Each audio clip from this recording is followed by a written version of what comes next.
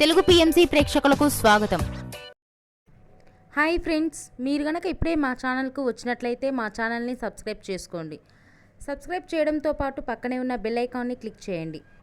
G తెలుగులో ప్రసారమవుతున్న serial నిండు నూరేళ్ల సావాసం చక్కటి ఫ్యామిలీ డ్రామాతో ఈ సీరియల్ ప్రేక్షకుల్ని అలరిస్తుంది.